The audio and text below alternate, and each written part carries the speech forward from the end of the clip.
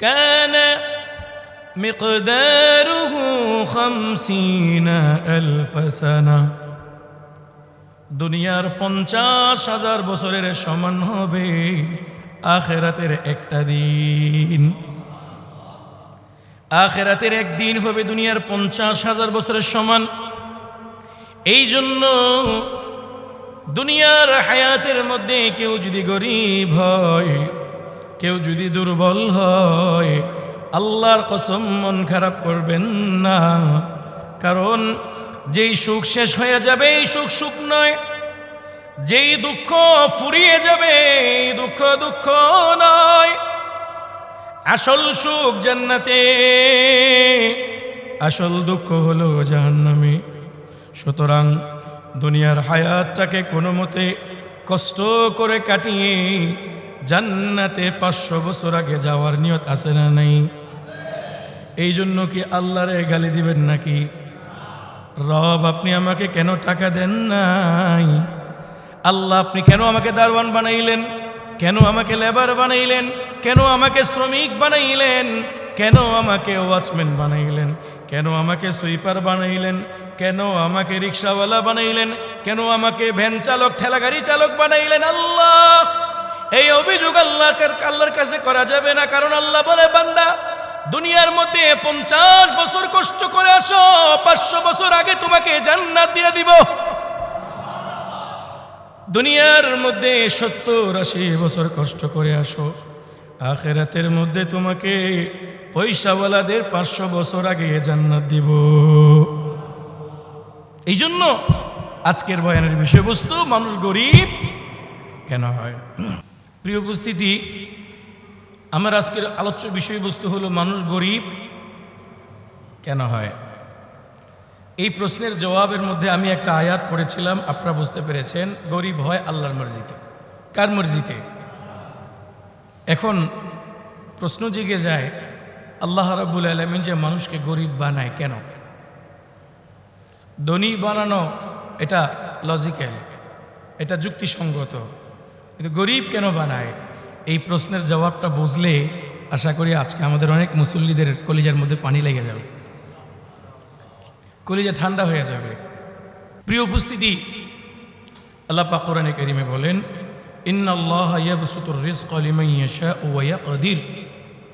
আল্লাহ পাক যাকে চান তার রিজিকে লম্বা করে দেন, যাকে চান তার রিজিকে সংকীর্ণ করে বাটি করে দেন। ফলে কেউ ধনী হয়ে যায়, কেউ গরিব হয়ে যায়। এরপরে রব বলেন, ইন্নাহু কানা বিইবাদিহি খাবীরাম বাসীরা। কাকে ধনী বানানো দরকার আর কাকে গরিব বানানো দরকার, এই ব্যাপারে সবচেয়েতে এই খাবীরান জানে কে? বাসীরা সবচেয়ে বিচক্ষণভাবে বুঝেন কে? কাকে কতটুকু সম্পদ দিলে কি পরিমাণ লোড নিতে পারবে, কে কতটুকু সম্পদ পেলে হিতাহিত বুদ্ধি ধরে রাখতে পারবে, কে কতটুকু সম্পদ পেলে আল্লাহকে চিনবে, কে কতটুকু সম্পদ পেলে ঈমান ধরে রাখতে পারবে, এটা জানেন কে? অনেক মানুষ চিল্লাফাল্লা করে কান্নাকাটি করে যে, হুজুর আল্লাহ এত মানুষের পয়সা দেয়, আমারে দিল না। আরে তোমার যদি আল্লাহ পয়সা দিত, তুমি হয়তো মানুষ খুন করতা, নয়তো আল্লাহর সাথে গাদ্দারি করতা। আল্লাহ তো মানুষের অবস্থা বুঝিয়ে দিবে, দিবে কি দিবে না? দিবে।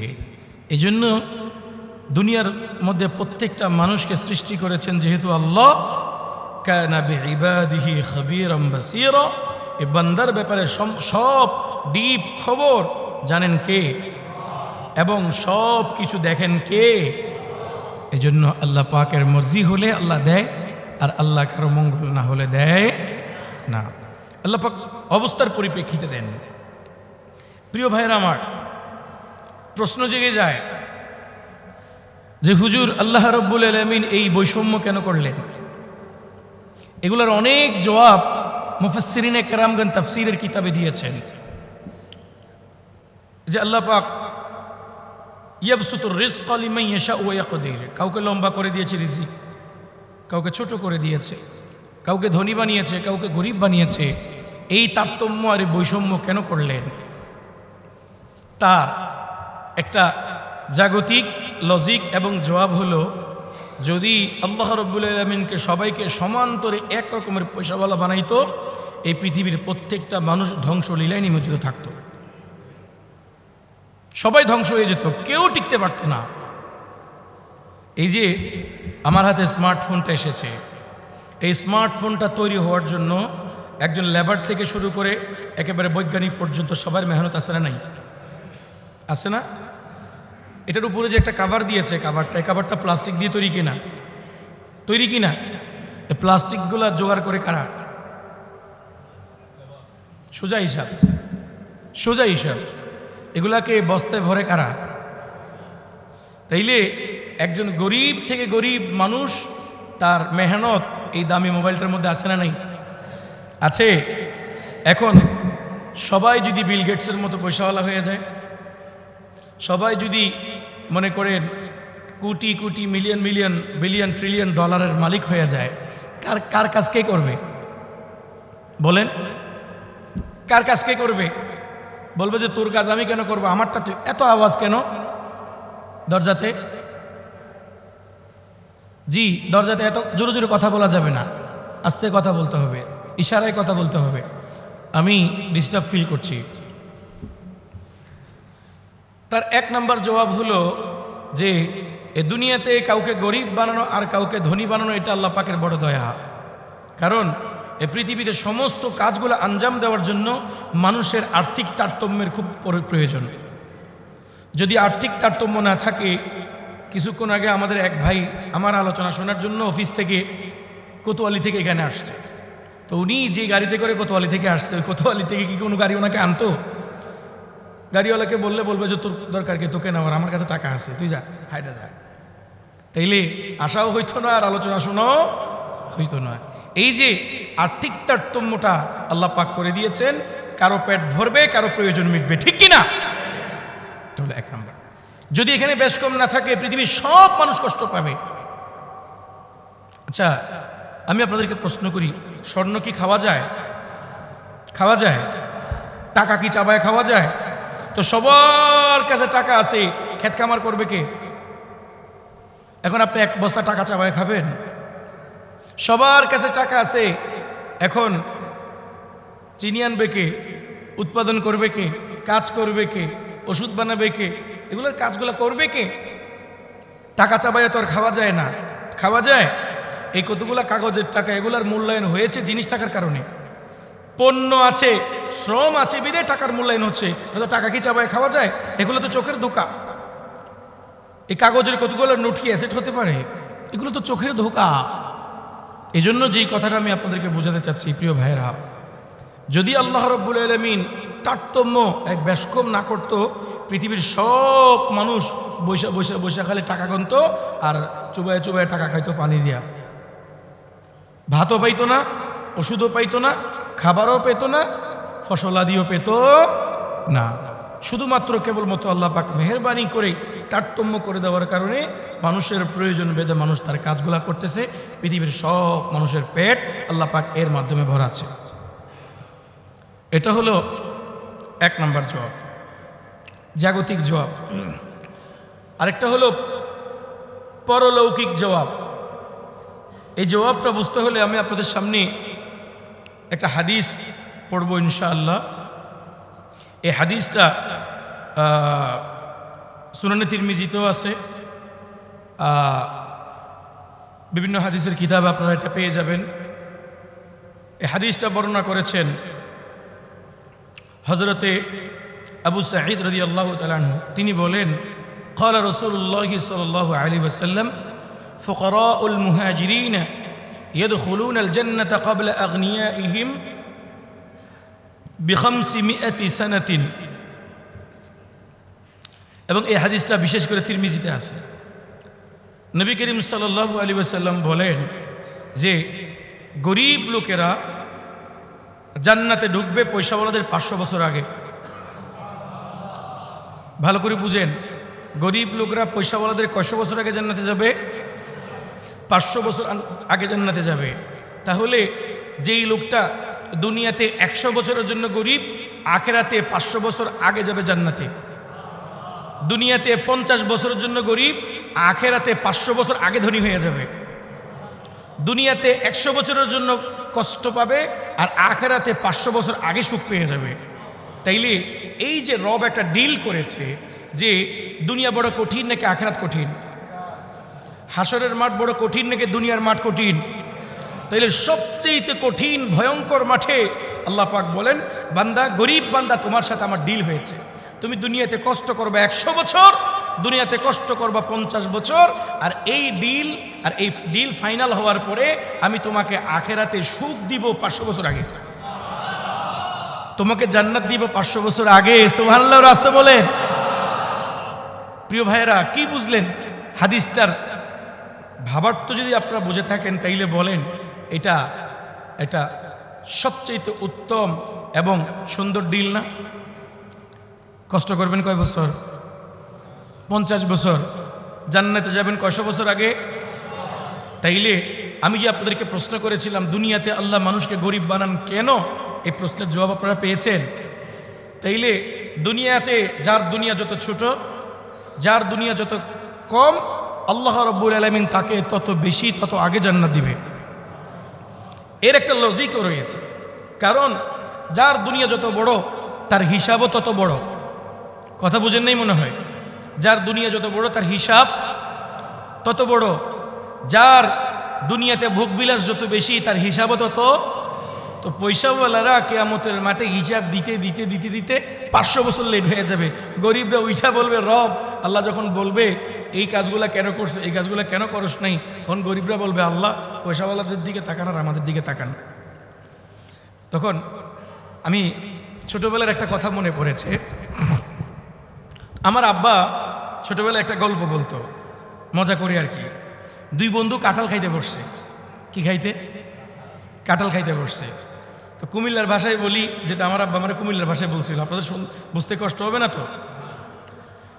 আব্বা আমার বলে যে দুই বেড়ায় কাঁঠাল খাইতে বসছে। আমাদের ভাষায় কাঁঠালকে বলে কাডল। কি বলে? কাডল। কাডল খাইতে বইছে, বইয়া দুই বন্ধু কাডল খাইতেছে। এক বন্ধু খাওয়ার মধ্যে খুব সালুয়া ছিল, আরেক বন্ধু খুব স্লো। কথা বুঝতেছেন? কষ্ট হচ্ছে না তো? তো কাডল খাওয়া শুরু করছে, এক বন্ধু গভর খাইতেছে। তো তো আরেকজনের দোস্ত, তো কাডল খাওয়ানোর সময় কয়, দোস্ত তোর ইতিহাস ক, বাপদাদার কি ক, ইতিহাস ক। তো একজনে ইতিহাস কইতাছে, আরেকজনে কাডল খাইতেছে। তো একজন কিছু কাঁঠাল খাওয়ার পরে আরেকজন যখন ইতিহাস বলা মোটামুটি শেষ, তখন কাঁঠাল যে খাচ্ছে তাকে জিজ্ঞেস করবে, এখন তোর ইতিহাস ক। আমি তো যে আগে ইতিহাস বলছিল সে তার বাপদাদার ইতিহাস বলা শেষ, আর যে কাঁঠাল খাচ্ছিল সে, তাকে যখন জিজ্ঞেস করা হয়েছে তোর ইতিহাসটা বল, সে কয়, ভাই আমার বাপদাদা ফরসে আর মরছে, কইয়া বিসমিল্লাহ করে কাঁঠাল সব খাইলিস। আমার বাপদাদা ফরসে আর মরছে। তো যে খানেওয়ালা, হ্যাঁ ইতিহাস বলবে না, হ্যাঁ খাইতে থাকবে, আর যে ইতিহাস বলনেওয়ালা এই উপাসী থেকে গেল। তো ইতার কিসা শর্টকাট কেন হয়েছে? কথা বয় না, খাওয়াতে ছিল, আর ওইটার কিসা লম্বা হওয়ার কারণে খাইতে পারে না। ঠিক তেমনি ভাবে কিয়ামতের মাঠে আল্লাহ রাব্বুল আলামিন পয়সাওয়ালাদেরকে সওয়াল করবে, দুনিয়ার ইতিহাস কি করছিলি? এই পয়সাওয়ালার ইতিহাস বলতে বলতে গরিবরা বলবে, আমার ইতিহাস ফরসে আর মরসে, জান্নাত দেন। আমি দুনিয়ার মধ্যে ফরসি আর মরসি, মাঝখানে আর কিছু পাইছি না, না সম্পদ পাইছি, না টাকা পাইছি, না ইজ্জত পাইছি, না কিচ্ছু পাইছি, ফরসে আর মরসে, দেন জান্নাত। আল্লাহ কইব, যা 500 বছর আগে যা দিলাম। সুবহানাল্লাহ, আরো আসতে বলেন, আরো আসতে বলেন। আচ্ছা বলেন, এই হাদিসটা ডাইরেক্ট নবীজির জবান দিয়ে বের হয়েছে। ইমামে তিরমিজি বলেন, হাজা হাদিসুন হাসানুন, এই হাদিসটা হাসান হাদিস, সহিহ হাদিস।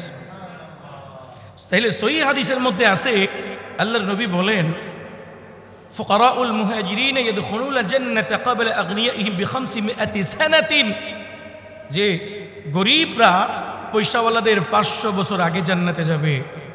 এই হাদিসও সত্য, বাস্তব যুক্তিগত দিক থেকেও সত্য। কারণ একজন মানুষ যখন তার দুনিয়াতে অঢেল সম্পদ থাকবে, তার হিসাবও হবে বেশি। সুতরাং পয়সাওয়ালারা হিসাব দিতে দিতে 500 বছর পিছিয়ে যাবে, গরিবরা 500 বছর আগে জান্নাতে চলে যাবে।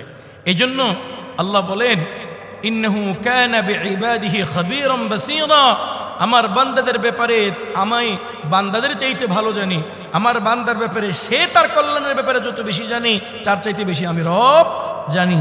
এই জন্য আজকে আমার আলোচ্য বিষয়বস্তু হলো মানুষ গরিব কেন হয়। আলোচ্য বিষয়বস্তু কি?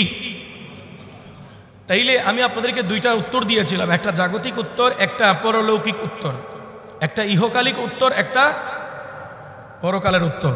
ইহকালের উত্তর দিয়েছিলাম কি আপনাদেরকে বলেন, যদি আল্লাহ রাব্বুল আলামিন পয়সাওয়ালাদের মধ্যে তারতম্য না বানাইতো, কাউকে গরিব কাউকে ধনী না বানাইতো, এই পৃথিবীতে কোনো কাজ আর হইতো, সবাইকে টাকা চাপা চাপায় খাওয়া লাগতো, খানা আর খেতে পারতো না। আর পরলৌকিক উত্তর হবে এটাই, আল্লাহ রাব্বুল আলামিন গরিবদেরকে বেশি ভালোবাসেন বিদায় তাদের সাথে ডিল করেছে, বান্দা দুনিয়াতে কষ্ট করবে 100 বছর, জান্নাত দিব 500 বছর আগে। দুনিয়াতে অভাব অনটনে কাটাবা 50 বছর, আর তোমাকে জান্নাত দিব 500 বছর আগে। আর আখিরাতের 500 বছর যেই সেই 500 বছর না। দুনিয়ার 50,000 সানা পরিষ্কার কোরআনের মধ্যে আছে, কানা মিকদারুহু 50,000 সানা।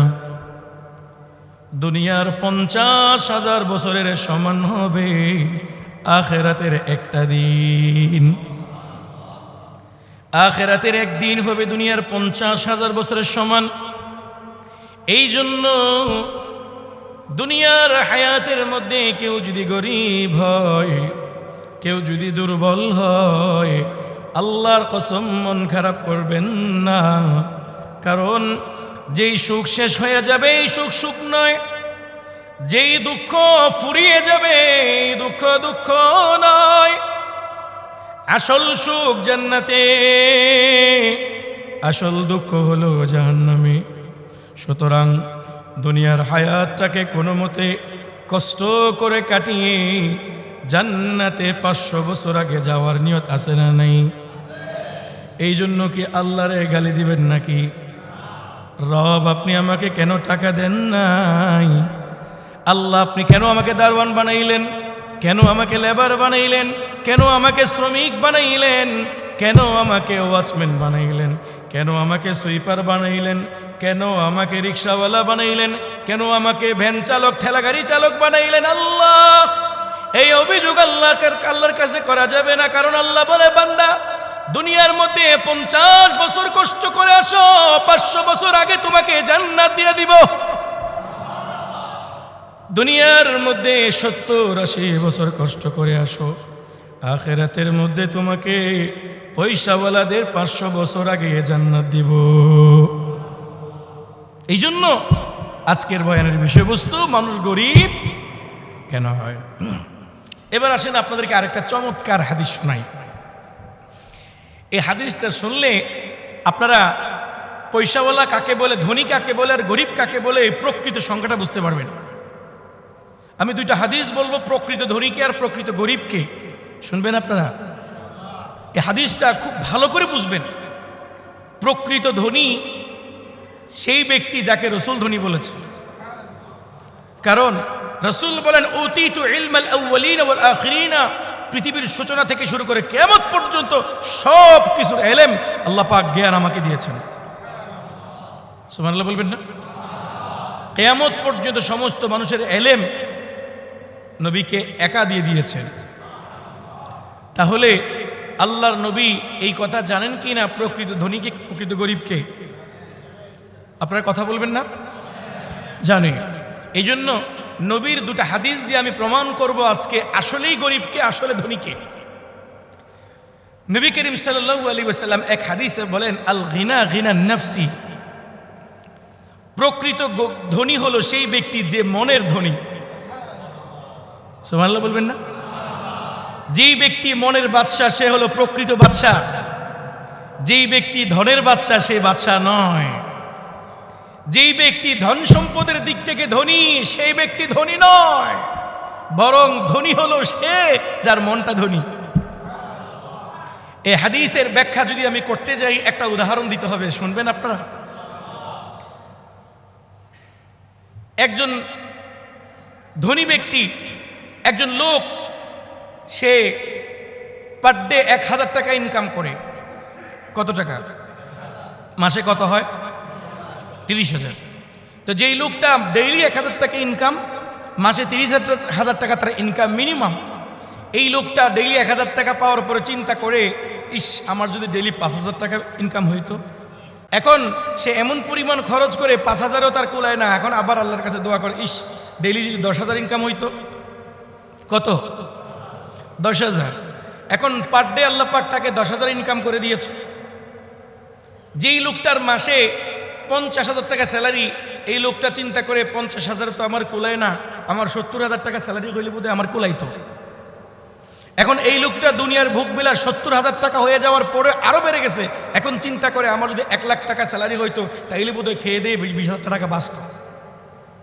1 লাখ টাকা স্যালারি হওয়ার পরে আবার আল্লাহর কাছে দোয়া করে, আল্লাহ 1 লাখ টাকা তো কুলায় না, 1,20,000 হইলে বোধহয় আরেকটু থাকতো। আচ্ছা, এই যে দুনিয়ার ভোগ বিলাসে ক্রমাগত রবারের মতো তার খরচও বাড়তেছে, ইনকামও বাড়তেছে, নবীজি বলেন এই লোকটা হলো সবচেয়ে গরিব লোক, কারণ তার কুলায় না। ঠিক কিনা? তার 30,000ও কুলায় না, 70,000ও কুলায় না, 1 লাখেও কুলায় না, পুরা দুনিয়া দিলেও তার কুলাবে না। ঠিক কিনা? কারণ তার মনটা গরিব। তার মনটা কি? আর উল্টো একজন লোক সারাদিন রিক্সা চালায়, এও বাংলা রিক্সা, অটো রিক্সা না, এবং বাংলা রিক্সার ডেইলি রিক্সাওয়ালা, গ্যারাজের মালিক, রিক্সার মালিককে দিতে হয় 100 টাকা। সারাদিনই মিলিয়ে 400 টাকা ইনকাম করে, 100 টাকা মালিককে দিয়ে আসে কত? 300। এই গরিব অসহায় দিন মজুর রিক্সাওয়ালা 300 টাকা নিয়ে বাজারে গিয়ে আদবা তেল, সয়াবিন তেল, 20 টাকার রসুন, এইভাবে বিভিন্ন অল্প অল্প অল্প করে বিভিন্ন বাজারগুলা কিনে কোনো মতে শাক সবজি দিয়ে রাতের বেলা পেট ভরে ভাত খেয়ে বলে, আমার আলহামদুলিল্লাহ, আমার এতটুকু হলেই চলে, আমার এতটুকু হলেই কি চলে। নবীজি বলেন এই লোকটা ধনী। নবীজি বলেন এই লোকটা কি? কারণ আল গিনা গিনা নফস, এই লোকটা মনের দিক থেকে ধনী। এই লোকটা মনের দিক থেকে কি ধনী। এই জন্য যেই ব্যক্তি সারা জিন্দেগি কোটি কোটি টাকা যার ইনকাম, তার কোটি কোটি টাকা থাকলেও সে ধনী নয়, কারণ তার মন হলো গরিব।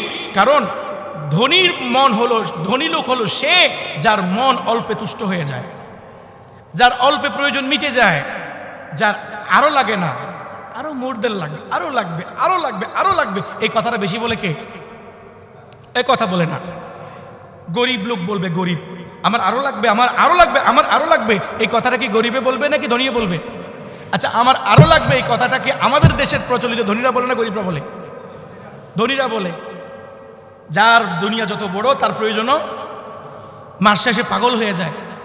কেমনে ব্যাংকের লোন দিবে, কেমনে কর্মচারীর বেতন দিবে, কিভাবে ড্রাইভারের বেতন দিবে, কিভাবে স্ত্রীর খরচ চালাবে, কিভাবে বাচ্চাদেরকে স্কুলের বেতন দিবে, 50,000 বেতন সেখানে, এইভাবে সে পাগল হয়ে যায়। আচ্ছা, যার আরো লাগবে, যার আরো লাগবে, যার আরো লাগবে, কোটি টাকা ইনকাম হওয়ার পরে এই কথা যেই মন বলে, সেই মন আর সেই ব্যক্তি কি ধনী হতে পারে? এ অভাবগ্রস্ত। এ কি? এই জন্য পয়গম্বর আল্লাহু আকবার, নবীজির মতো বৈজ্ঞানিক বিশ্লেষণ পৃথিবীতে কেউ করতে পারে নাই। সুবহানাল্লাহ। এই জন্য নবীজি বলে দিয়েছেন আল গিনা গিনা নফস, প্রকৃত ধনী হলো সে যে মনের দিক থেকে। এই জন্য ধনের বাদশা নয়, মনের বাদশা হওয়ার চেষ্টা করেন। আল্লাহ রাব্বুল আলামিন ধন এবং মন উভয়ের বাদশা বানিয়ে দেবেন। আর যদি শুধু মনকে ধনী না বানিয়ে শুধু আর্থিকভাবে স্বাবলম্বী হওয়ার চেষ্টা করেন, বাহ্যিক ব্যাংক ব্যালেন্সকে ফুল করার চেষ্টা করেন, আল্লাহর কসম করে বলি আপনি গরিব, আপনি গরিব, আপনি গরিব, আপনি পুরেস্ট, আপনার মতো ফকির পৃথিবীতে কেউ নেই। নয়তো আমি আপনাদেরকে একটা প্রশ্ন করি, আচ্ছা একজন মানুষ দুনিয়াতে বাঁচে কয়দিন? 60 বছর। আচ্ছা, বিগত আমলে আমাদের তথাকথিত অবৈধ দুই একজন মন্ত্রী কয়েক হাজার কোটি টাকা মেরে দিয়েছে, আছে না নাই? আচ্ছা, এই কয়েক হাজার কোটি টাকা যদি তার জীবনে ভাগ করি, মনে করেন সে 100 বছরই বাঁচলো, তাইলে 1000 কোটি টাকাকে ভাগ করলে বছরে কত টাকা, কত কোটি টাকা পড়ে? হ্যাঁ, 10 কোটি। অলমোস্ট মাসে ধরেন 1 কোটি টাকার পরে পড়বে। আচ্ছা, একজন মানুষের কি মাসে 1 কোটি টাকা লাগে? তাইলে এত পরিমাণ টাকা খাওয়ার পরও তাদের পেট ভরে না, আরো লাগবে আমার, আরো লাগবে আমার, আরো লাগবে। তাইলে আপনাদের চোখে এই করাপ্টেড মানুষগুলো ধনী হলো, আল্লাহর চোখে এগুলো গরিব। আরো লাগবে, আরো লাগবে। সুতরাং আরো লাগবে, আরো লাগবে, আরো লাগবে যাদের জব্দে থাকে মন, এরা হলো প্রকৃত গরিব আর ফকির। এদের মতো ফকির পৃথিবীতে আর কেউ নেই। বন্দরের একজন শ্রমিক যত অসহায় তার চেয়ে বেশি হয় এই পয়সাওয়ালা, যার আরো লাগবে। অবৈধ উপায় হইল আমার লাগবে, হারাম ভাবে হইল আমার লাগবে। এ হলো কি প্রকৃত গরিব। প্রিয় উপস্থিতি, এজন্য রাসূল সাল্লাল্লাহু আলাইহি ওয়াসাল্লাম বলেছেন, তুমি তোমার মনকে ধনী বানাও, কারণ আল গিনা গিনা নাফসি, প্রকৃত ধনী হলো সে যে মনের দিক থেকে কি ধনী। আমার এই হাদিসটা যদি আপনারা বুঝে থাকেন তাইলে বলেন, এখন আমি একটু আগে যে উদাহরণ দিয়েছিলাম, যেই লোকটা অল্পে তুষ্ট হয়ে যায়, হঠাৎ করে আরেকটা উদাহরণ মনে পড়ে গেছে, এটাও বলে দিই। নেতাদেরকে নিয়ে ওয়াজ করার কারণে তো অনেকে মনে করবে যে দুনিয়া নিয়ে ওয়াজ করতেছি, আমাকে দিয়ে ওয়াজ করি অতক্ষণ। আমাদের অনেক বাজারের হুজুররা আছে, নতুন নতুন বক্তা বের হয়েছে, ওনাদের কণ্ঠ খুব সুন্দর, ওয়াজও খুব ভালো করতে পারে। প্রথম প্রথম যখন ওনাদেরকে ওয়াজে ডাকা হইতো তখন বলতো আমারে 5,000 দিলেই চলবে। কত দিলে চলবে? এখন যখন একটু মার্কেট বেশি পাইছে, কয় 10,000 না হলে কিন্তু যাব না মাহফিলে, 10,000 না হলে। মার্কেট আরেকটু পাওয়ার পরে বলে না 25,000 না হলেই যাব না। আরেকটু মার্কেট পাওয়ার পরে বলে 50,000 না হলে যাব না। আরেকটু মার্কেট পাওয়ার পরে বলে না ঘন্টায় 1 লাখ, 1.5 ঘন্টায় 1.5 লাখ, 2 ঘন্টায় 2 লাখ। এরকম বক্তা, গলা কাটা বক্তা আছে না নাই? এরকম আলেম নামে কলঙ্ক আছে না নাই? রসুলের ভাষায় এই বক্তা নামের তক্তাগুলো হলো সবচেয়ে গরিব, ঠিক কিনা? 1 নম্বরে তারা দ্বীনকে ব্যবসা হিসাবে নিয়েছে, নিজের কণ্ঠ আর এলেম বিক্রি করে তারা খায়। 2 নম্বর হলো তারা মনের দিক থেকে গরিব, কারণ তাদের খরচটা রবারের মতো। ওই 10,000 টাকায় যে আল্লাহ খাওয়াইছিল, 1 লাখ টাকার সময় সে আল্লাহই খাওয়ায়। কিন্তু প্রশ্নের বিষয় হলো 10,000 টাকার সময় সুখ বেশি ছিল, 1 লাখের সময় সুখ নাই। কথা ঠিক? এইখানে 10-12 জন হাত তুলুন তো যারা 90 সালের আগে জন্মগ্রহণ করছেন। 90-এর আগে আমি করছি, 90-এর আগে যারা জন্মগ্রহণ করছেন কয়েকজন হাত তোলেন। আপনারা বকলি যাতে একটু হাত দিয়ে বলেন তো, তখন এত বেশি টাকা পয়সা ছিল? কিন্তু মজা, সত্যি করে বলেন, মজা বেশি ছিল কি না? এত চাকচিক্য ছিল? আমি ওয়ারিশদগর মসজিদের কথাই বলি, মসজিদ আজকে এত সুন্দর না? এই মসজিদটা আগে সোনাসুরকের একটা গম্বুজের মসজিদ ছিল না? ওই আমলে এই মসজিদে নামাজ পড়ে যেই মজা ছিল, এখন ওই না মজা আছে? এ কথা কর না, সত্যি কথাটা বলেন। এই যে বাইরে পুকুর ছিল, পুকুরে উজু করে মসজিদে এসে যে আনন্দ তখন পাওয়া যাইতো, এই চাকচিক্যের ঘরে পাওয়া যায়? এটাই ব্যবধান।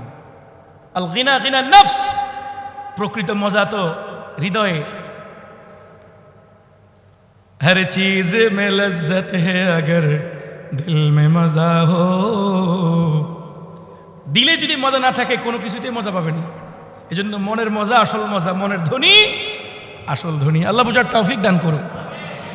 সুতরাং প্রিয় ভাইরা আমার, ভালো করে বুঝেন তো, পয়গম্বর বলেছেন তোমরা যাদেরকে ধনী মনে করো উম্মত, তাদেরকে ধনী মনে করার কিছু নেই। বিসমিল্লাহ। এজন্য আমার একটা ব্যক্তিগত থিওরি, আমাকে অনেকে বলে হুজুর অনেক পয়সাওয়ালাদের সাথে আপনার সম্পর্ক, এটা সেটা হয় বোধ হয়। পয়সাওয়ালাদের সাথে আমার বিলকুল পড়ে না, এটা মানুষ ভুল মনে করে। যে যত বড় পয়সাওয়ালা তার সাথে আমার তত বেশি দ্বন্দ্ব, পড়েই না। যে সমস্ত পয়সাওয়ালারা আমাকে ভালোবাসে অধিকাংশ রূপক, বিতর্কতভাবে আমাকে পছন্দ করেই না, কারণ আমার কথাবার্তা খুব তিতা। কথাবার্তা কি তিতা, পয়সাওয়ালাদের সাথে পড়ে না। কারণ আমি যখনই পয়সাওয়ালাদের পয়সা দেখি, আমার বাবার একটা নসিহত আমার মনে পড়ে যায়। আমার উস্তাদ একটা নসিহত করেছে বুখারীর সময়, সেটা আপনাদেরকে বলি। বুখারীর ক্লাসের মধ্যে আমার উস্তাদ বলেছিল, বাবা যখনই তুমি দেখবা পয়সাওয়ালাদের প্রাচুর্য তোমার চোখ বড় হয়ে যায়, তখন চিন্তা করবা আলকা আলআন হাদা ফাওকা তুরাব ওয়া গাদান সায়াযহাবু তাহতা তুরাব সায়াদখুলু ফিত তুরাবি। আজকে এটা মাটির উপর আছে, কালকে এটা মাটির নিচে চলে যাবে। এগুলোর কোনো অস্তিত্ব নেই। পয়সাওয়ালা সহ, পয়সা সহ, বিল্ডিং সহ সব চলে যাবে, রয়ে যাবে একমাত্র মানুষের নেক আমল, ঠিক কিনা? এই জন্য প্রিয় ভাইরা আমার, মনের দিক থেকে যাদেরকে আল্লাহ টাকা পয়সা দিয়েছে তাদেরকেও বলবো আপনারাও জান্নাতে আগে যাওয়ার চান্স রয়েছে। মনের দিক থেকে ধনী হইতে হবে। কিসের দিক থেকে?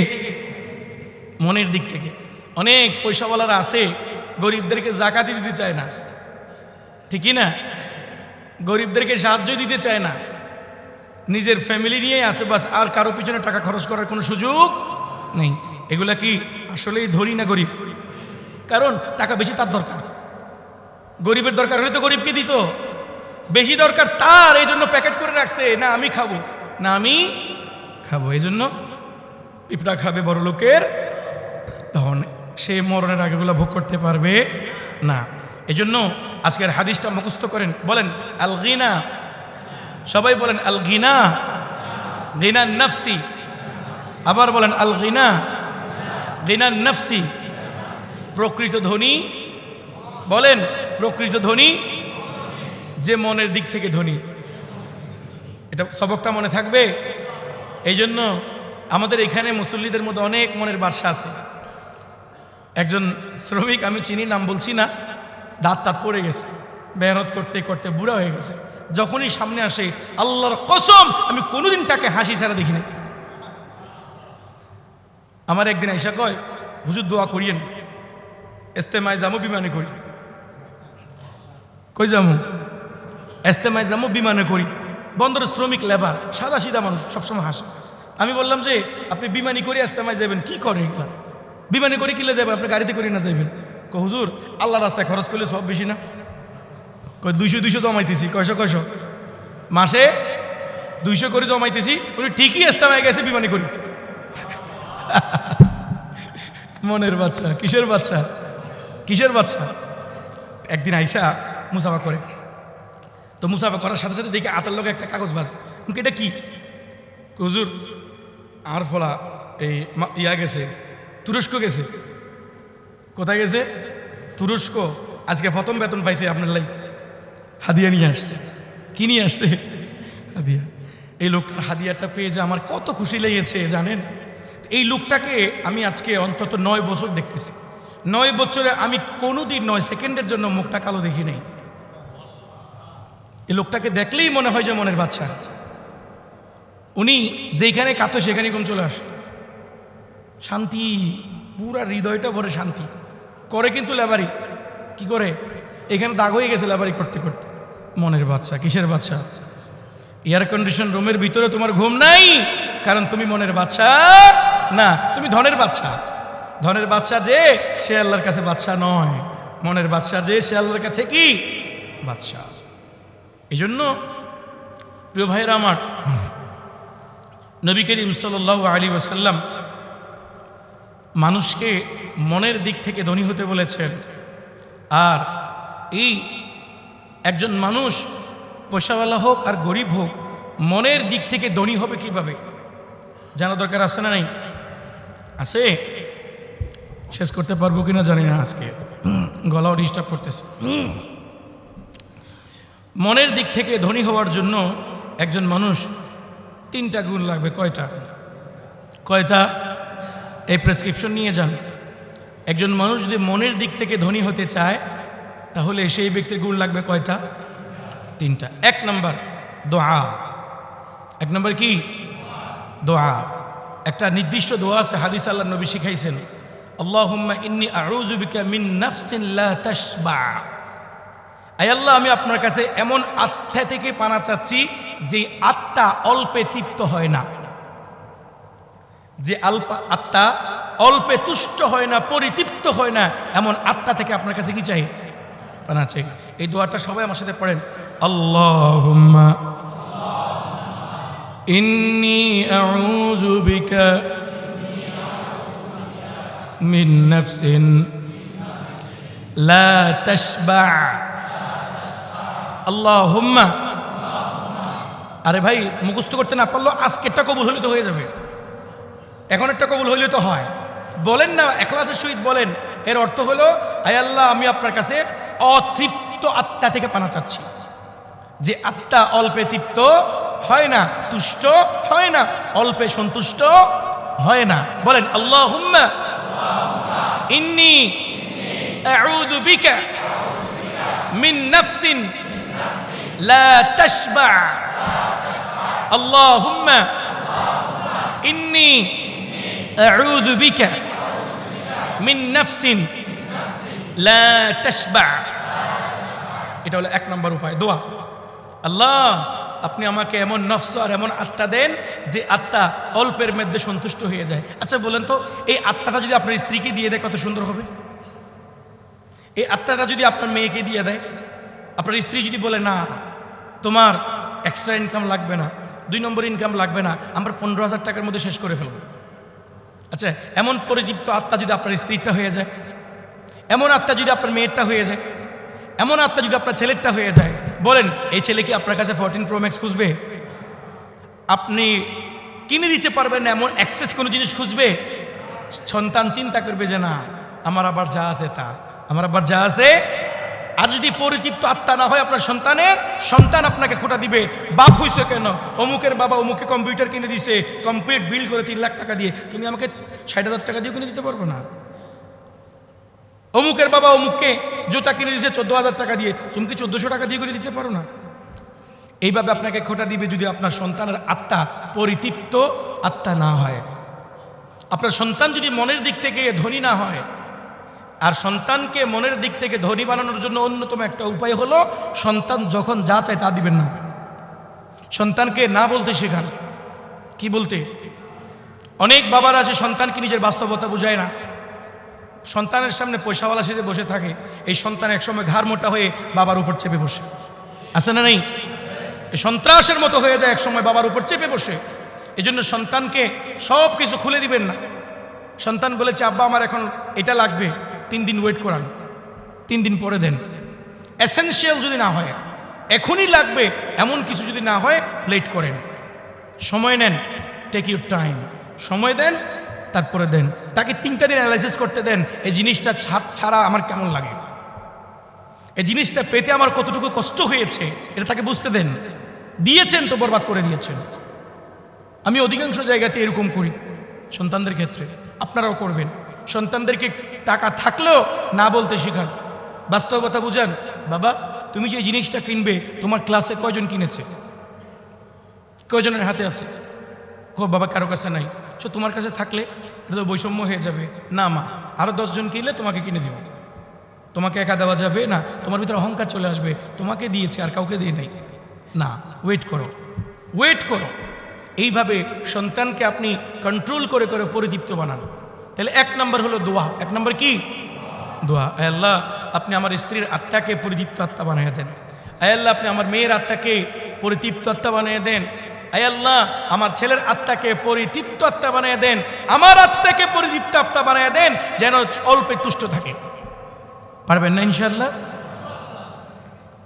এটা হলো পরিতৃপ্ত আত্মা এবং মনের দিক থেকে ধনী হওয়ার 1 নম্বর উপায়। কি বলেন? দোয়া। কি বাংলায় বলতে পারবেন না? মিন লাফসিন লা তাশবা বলতে না পারলে এতটুকু বলতে পারবেন না? আল্লাহ আমি আপনার কাছে তুষ্ট আর পরিতৃপ্ত আত্মা চাই, বলতে পারবেন না? এমন আত্মা থেকে আশ্রয় আর পানা চাই যে আত্মা তুষ্ট হয় না। আরে ভাই আপনার আত্মা যদি অল্পতে তুষ্ট না হয়, কোটি টাকা দিলেও আপনার হবে না। আর যদি আত্মা তুষ্ট হয় 15,000 হয়ে যাবে। কথা ঠিক? প্রিয় ভাইয়েরা, নম্বর 1।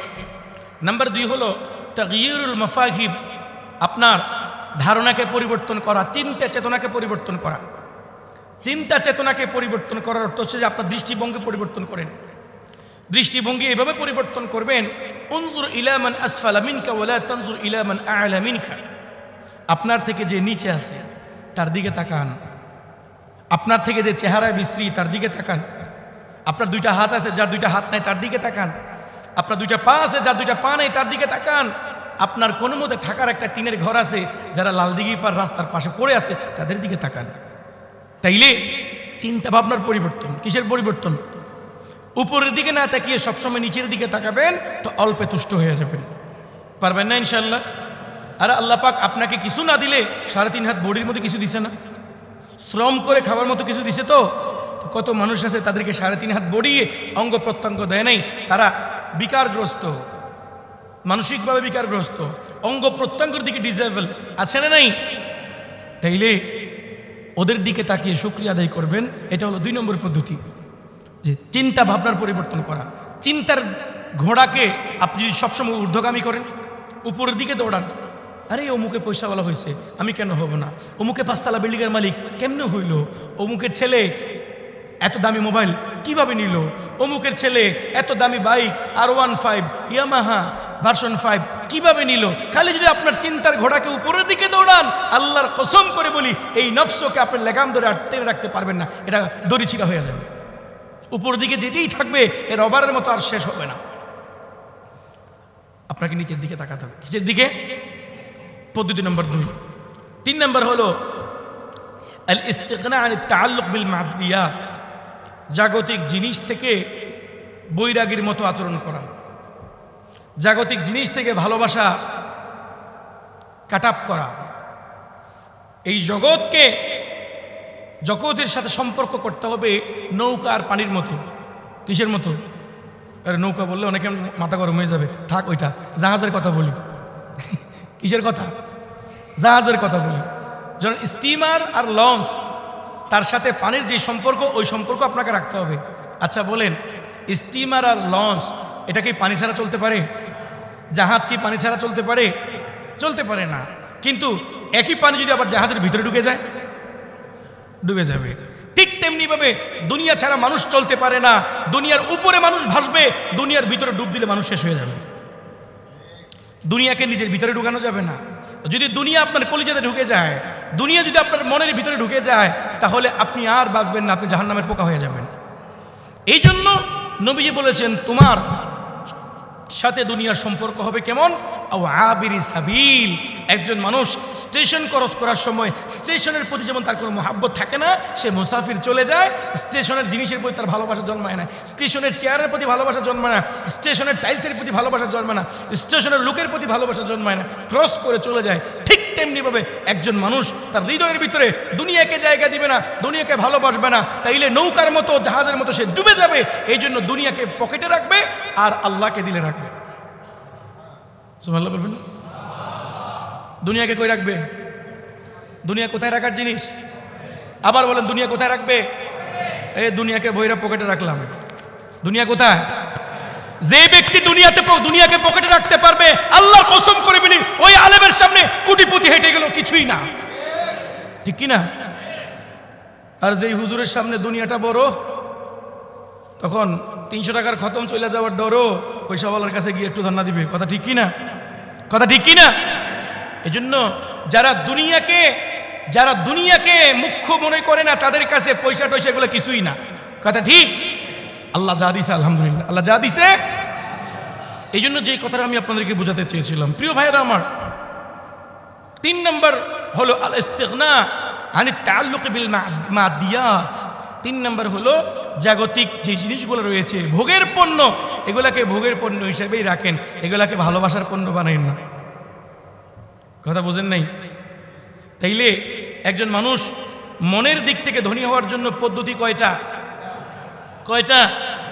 3টা। নাম্বার 1, আল্লাহর কাছে দোয়া করা, আল্লাহ আপনি আমাকে অতৃপ্ত আত্মা থেকে পানাত দেন। 2 নম্বর হলো চিন্তা ভাবনার পরিবর্তন করা, উপরের দিকে না থেকে নিচের দিকে তাকানো। কথা বুঝতেছেন? 2 নম্বর। 3 নম্বর হলো দুনিয়ার সাথে গভীর হৃদয় নিংড়ানো সম্পর্ক তৈরি না করে আল্লাহর সাথে তৈরি করা, আল্লাহকে মনে জায়গা দেওয়া, দুনিয়াকে মন থেকে বের করে পকেটে নেওয়া। কথাটা বুঝতেছেন? দুনিয়ার জিনিসকে এত ভালোবাসেন কেন? যে দুনিয়াকে যত বেশি ভালোবেসেছে, দুনিয়া তাকে ধ্বংস করে ছেড়ে দিয়েছে। আজকের আলোচনা বিষয়বস্তু ছিল মানুষ গরিব কেন হয়। আলোচনার বিষয়বস্তু কি ছিল? এই আলোচনা আজকে এতটুকুই পর্যন্ত থাকুক। এটার দ্বিতীয় পার্ট আগামী জুমাতে বলবো। দ্বিতীয় পার্ট, আমার গলাটা যেন ভালো হয়ে যায়, দোয়া করেন। রাত্রে একটা মাহফিল আছে, আমিন বলেন।